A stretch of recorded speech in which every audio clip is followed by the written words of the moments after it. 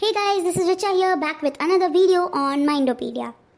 आज मैं आपके लिए बहुत ही इंटरेस्टिंग सा वीडियो लेकर आई हूँ जिसमें मैं आपको आपके माइंड के बारे में 25 शॉकिंग फैक्ट्स बताने वाली हूँ। आई एम श्योर आप लोग शॉक हो जाएंगे, तो इस वीडियो को एंड तक ज़रूर देखिए। और हाँ, अगर आपने अभी तक माइंडोपीडिया सब्सक्राइब नहीं किया है तो अभी कर लीजिए ताकि आपको ऐसे और इंटरेस्टिंग वीडियोज़ की नोटिफिकेशन मिलती रहे। सबसे पहले नोटिफिकेशन पाने के लिए जो बेल आइकन है सब्सक्राइब बटन के साइड में, उसे भी क्लिक कर लीजिए। तो आइए बढ़ते हैं वीडियो की ओर। So guys, do you know आपके ब्रेन में कितनी स्टोरेज स्पेस है? आपको ये तो पता है कि आपके मोबाइल में कितनी स्टोरेज स्पेस है या आपके लैपटॉप में कितनी स्पेस है, बट क्या आप जानते हैं कि आपके खुद के ब्रेन में कितनी स्पेस है? वेल, आप गेस भी नहीं कर पाएंगे। It can store an estimated 25 lakh gigabytes. जी हाँ दोस्तों, 25 lakh gigabytes. According to Paul Reber, who is the professor of psychology at Northwestern University, the human brain can store an estimated 25 lakh gigabytes. That's equivalent to 300 years worth of TV shows. 300 साल के TV shows आपके brain में store हो सकते हैं और हम कहते हैं कि हमारी मेमोरी कम है। बढ़ते हैं फैक्ट नंबर 2 की ओर। क्या आप जानते हैं कि एक ह्यूमन माइंड कितने देर तक फोकस कर सकता है या कितने देर तक किसी एक चीज़ पर अटेंशन दे सकता है? वेल, आपने सोचा भी नहीं होगा, वो इतना कम है। It's less than that of a gold fish. Year 2000 में ह्यूमंस का जो एवरेज अटेंशन स्पैन था वो था around 12 seconds. Yes, it was only 12 seconds. पर अब ड्यू टू डिजिटलाइज लाइफस्टाइल हम सब लोग बहुत मल्टीटास्किंग करने लगे हैं हर दिन। इसकी वजह से जो एवरेज अटेंशन स्पैन है वो ह्यूमंस का वो कम होता जा रहा है और आज के दिनों में attention span is only 8 seconds. और जो गोल्ड फिश है, आपने देखा होगा नॉर्मली जो घर में रखी जाती है फिश टैंक में गोल्ड फिश, उसका अटेंशन स्पैन भी 9 सेकेंड्स का है। इसका मतलब ह्यूमंस का अटेंशन स्पैन एक गोल्ड फिश से भी कम हो चुका है जस्ट बिकॉज ऑफ डिजिटलाइजेशन। हम टीवी देखते होते हैं और उसके साथ ही हम अपना सोशल मीडिया भी स्क्रॉल कर रहे होते हैं मोबाइल में। सो ये मल्टीटास्किंग ने हमारा जो अटेंशन स्पैन है वो कम कर दिया है और हमारा अटेंशन डिवाइड होता रहता है हर पल। बढ़ते हैं फैक्ट नंबर 3 की ओर। क्या आप जानते हैं कि आपके ब्रेन का वेट क्या है? Well, the average weight of the adult human brain is 3 pounds, जो कि 1.3 kgs है। Let's move on to fact number 4. Memories are stored for both short-term and long-term use at the same time. हमारी जो memory store होती है brain में वो short term और लॉन्ग टर्म दोनों यूज़ के लिए सेम टाइम पर स्टोर होती है। न्यूरोसाइंटिस्ट काफ़ी टाइम से ये जानते हैं कि हमारा जो हिपोकैम्पस है, हिपोकैम्पस एक ऑर्गन है हमारे ब्रेन के अंदर जो कि शॉर्ट टर्म मेमोरीज को स्टोर करता है। सो उसमें शॉर्ट टर्म मेमोरी स्टोर होती है। हाउएवर, एक रीसेंट स्टडी ने ये रिवील किया है that while short term memories are formed in the hippocampus, they are simultaneously stored in another part of the brain for long term memories. मतलब भले ही शॉर्ट टर्म मेमोरीज हिपोकैम्पस में बनती है, बट अगर हमें उसे लॉन्ग टर्म के लिए यूज़ करना है तो वो एक ब्रेन के दूसरे पार्ट में स्टोर हो जाती है फॉर लॉन्ग टर्म। क्या आप ये जानना चाहते हैं कि आप short term and long term memory को इम्प्रूव कैसे कर सकते हैं? वेल, अगर इसका जवाब हाँ है तो बढ़ते हैं हमारे फैक्ट नंबर 5 की ओर। हमारे ब्रेन में एक केमिकल बनता है जिसका नाम है acetylcholine, which is needed for concentrating and storing memories. ये केमिकल बहुत इंपॉर्टेंट है for concentration as well as for storing the memories. Vitamin B1 एक ऐसा एसेंशियल विटामिन है जो कि हमारे ब्रेन को हेल्प करता है ये केमिकल एसिटाइलकोलिन बनाने के लिए। तो अगर हम विटामिन B1 का कंजम्पशन बढ़ाते हैं, which it will automatically lead to the increase in the chemical acetylcholine and which will in turn increase the concentration and the storing of memories. So एक ऑस्ट्रेलियन स्टडी है, उसने ये reveal किया है कि जो लोग विटामिन B1 की सप्लीमेंट्स ले रहे हैं along with folic acid for 2 years, तो उनका जो लॉन्ग टर्म और शॉर्ट टर्म मेमोरी था वो इम्प्रूव हो गया था। सो आप विटामिन B1 वाले जो फूड्स हैं उसे ज़्यादा कंज्यूम कीजिए। फॉर एग्ज़ाम्पल एग्स, अगर आप नॉन वेज खाते हैं तो, और अगर आप वेजिटेरियन हैं तो ऑरेंजेस हैं, और फिर ब्रेड है, मल्टीग्रेन जो ब्रेड आता है उसमें विटामिन B1 होता है, पोटैटो में होता है, कॉलीफ्लावर में होता है, फ्लैक्स सीड्स में होता है, इनफैक्ट सीरियल्स में भी होता है, पल्सेस में होता है। तो ये सारी चीज़ें अगर आप ज़्यादा से ज़्यादा खाएंगे तो आपका जो B1 लेवल्स है वो बढ़ेगा, और साथ ही साथ आपकी जो मेमोरी है वो भी इम्प्रूव होगी। बढ़ते हैं फैक्ट नंबर 6 की ओर। Easy access to information can make it harder to remember. अगर हमें कोई इन्फॉर्मेशन बहुत इजीली मिल जाती है, जैसे आजकल हमें कुछ भी डिटेल्स या इन्फॉर्मेशन चाहिए, हम तुरंत नेट पे जाके सर्च कर लेते हैं, but chances are high that you may forget that information very soon. हमें जिस इन्फॉर्मेशन को कलेक्ट करने के लिए हार्डवर्क करना पड़ता है वो हमारे ब्रेन में ज़्यादा टाइम तक स्टोर रहती है। फॉर एग्ज़ाम्पल, अगर हमें कोई रेसिपी चाहिए किसी चीज़ की और हम उसे नेट पे सर्च करते हैं और उसे उस टाइम पे बनाते हैं, एंड अगर आपको वही रेसिपी शायद 2-3 महीने के बाद बनानी हो तो आप शायद उसे भूल जाएंगे। लेकिन अगर आपको किसी रेसिपी को ढूंढने के लिए 4-5 लोगों से इंक्वायर करना पड़ेगा, कंसल्ट करना पड़ेगा, शायद आपको वो नेट पे नहीं मिल रही होगी, तो आप 4-5 लोगों से बात करोगे और उसकी रेसिपी आप पूछोगे कि इसे कैसे बनाया जा सकता है, तो चांसेस आर हाई दैट जो आप डिटेल्स दूसरों से पूछकर कलेक्ट करोगे रेसिपी की, वो आपको ज़्यादा याद रहेगी, और जो आपको इंटरनेट पर डायरेक्ट मिल जाएगी वो आप एक बार बनाओगे एंड मे बी आप उस इन्फॉर्मेशन को भूल सकते हो। So the verdict here is कि आपको जो इन्फॉर्मेशन इजीली मिल रही है वो आप जल्दी ही भूल जाओगे, पर जिसके लिए आपको मेहनत करनी पड़ रही है वो इन्फॉर्मेशन आपके माइंड में ज़्यादा टाइम तक रहती है। क्या आप जानते हैं कि आपकी जो मेमोरीज़ है वो आपके पैदा होने से पहले ही फॉर्म होना स्टार्ट हो जाती है। Let's move to the fact number 7। Memory start forming in the womb. जो एक बेबी होता है जो अभी भी अपने मम्मी के पेट में है, उसकी मेमोरीज वहीं से फॉर्म होनी स्टार्ट हो जाती है। This is a critical time for brain development.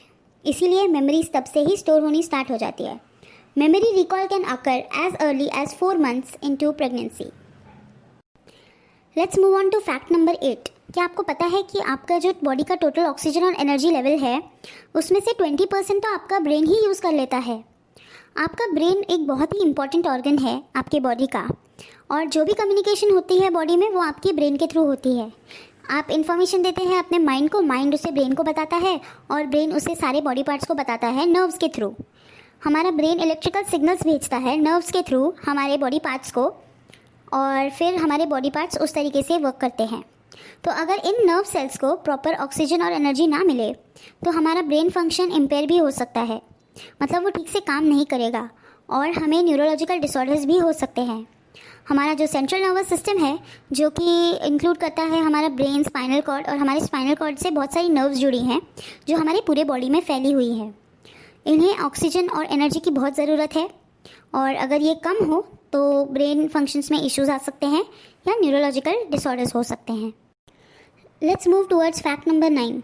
क्या आप जानते हैं कि आपके ब्रेन में 73% वाटर है, और अगर आपके ब्रेन में जो वाटर की मात्रा है, जो पानी की मात्रा है, वो अगर सिर्फ 2% तक भी कम हो जाए तो it will start affecting your attention and memory.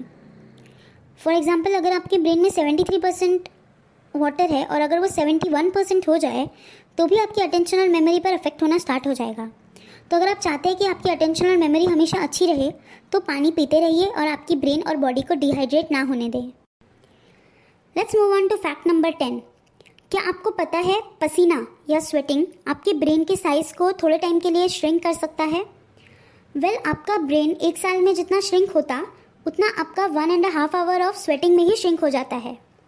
ये थोड़े समय के लिए होता है, बाद में आपका ब्रेन वापस आपकी ओरिजिनल साइज में आ जाता है, but it actually shrinks for 1.5 hour, क्योंकि हमारा ब्रेन भी डिहाइड्रेट होता है। Let's move on to fact number 11, which is one of the most important facts. 5 minutes without oxygen can cause brain damage. इसका मतलब है अगर आपके ब्रेन को बस 5 मिनट के लिए अगर ऑक्सीजन ना मिले तो भी आपके ब्रेन में डैमेज हो सकता है। मतलब सोचिए ऑक्सीजन हमारे लिए कितनी इम्पॉर्टेंट है। सिर्फ 5 मिनट के लिए अगर आपके ब्रेन तक ऑक्सीजन ना पहुँचे तो आपके ब्रेन में डैमेज हो सकता है। It's time for fact number 12। क्या आपको पता है कि जब आपका ब्रेन आपकी बॉडी में इलेक्ट्रिकल सिग्नल्स ट्रांसमिट करता है थ्रू द नर्व्स, वो इलेक्ट्रिसिटी पैदा करता है। और कितनी करता है क्या ये आप जानते हैं? Well, it generates 12 to 15 watts of electricity which is enough to power a low voltage light bulb. मतलब जब इलेक्ट्रिकल सिग्नल्स आपके बॉडी में ट्रांसमिट हो रहे हैं आपके ब्रेन के थ्रू, तब आपकी बॉडी में 12 to 15 watts की इलेक्ट्रिसिटी जनरेट हो रही है, जो कि एक छोटा लाइट बल्ब जलाने के लिए काफ़ी है। हमारे ब्रेन में बहुत सारे छोटे छोटे न्यूरॉन्स होते हैं जो कि मैसेजेस और सिग्नल्स को कैरी करते हैं हमारे ब्रेन में। उनकी जो स्पीड है वो होती है 150 माइल्स पर आवर। सोचिए, 150 माइल्स पर आवर। और अलग अलग टाइप के जो न्यूरॉन्स हैं उनकी अलग अलग स्पीड होती है। फॉर एग्जांपल, जो पेन सिग्नल्स देने वाले न्यूरॉन्स होते हैं वो बाकी सारे न्यूरॉन्स से काफ़ी स्लो होते हैं। Let's move towards fact number 14.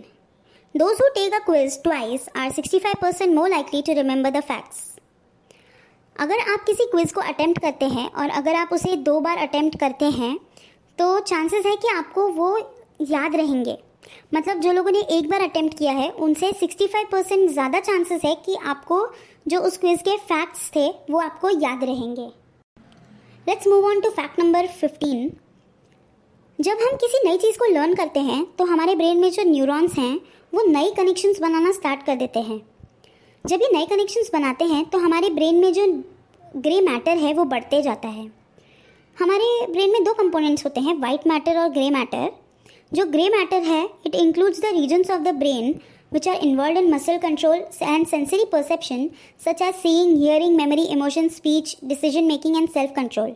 ये सारी चीज़ें बहुत ही इंपॉर्टेंट है हमारे एवरीडे वर्किंग के लिए। और जितना ये ग्रे मैटर ज़्यादा होता है उतना ये सारी चीज़ें इम्प्रूव होती है और उतनी ही ये सारी चीज़ें सही लेवल पर काम करती हैं। इसलिए कहते हैं कि keep on learning new things. आप जितनी नई चीज़ें सीखते रहेंगे आपकी बॉडी में आपकी ब्रेन में जो न्यूरॉन्स का कनेक्शन है वो बढ़ते रहेगा, which will in turn increase the grey matter. तो हमेशा कुछ नया सीखते रहिए। Let's move towards fact number 16. Well, emotions can alter our brain chemistry. हमारे जो इमोशंस हैं वो सिर्फ हमारे माइंड को ही नहीं बल्कि हमारे ब्रेन को भी एक्चुअली अफेक्ट करते हैं। जैसे मैंने प्रीवियस वीडियो में बताया था कि हमारा माइंड में हम जो थॉट्स डालते हैं वो हमारे ब्रेन तक जाते हैं एंड वही चीज़ हमारे बॉडी में जाती है। तो अगर जो इमोशंस हैं अगर वो हमारे माइंड में है तो हमारे ब्रेन को भी अफेक्ट करने ही वाले हैं।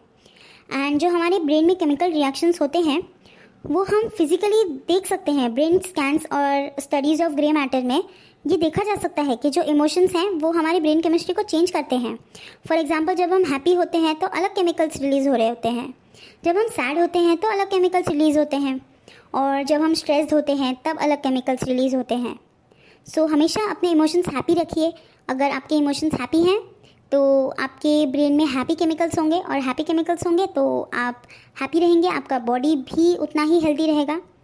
दो कभी कभार हम ह्यूमंस हैं तो हम सैड या नेगेटिव होते ही हैं, so that is okay, but maximum times हमें ट्राई करना है कि हमारे जो इमोशंस हैं वो अच्छे ही रहें और हैप्पी रहें। Let's move on to fact number 17.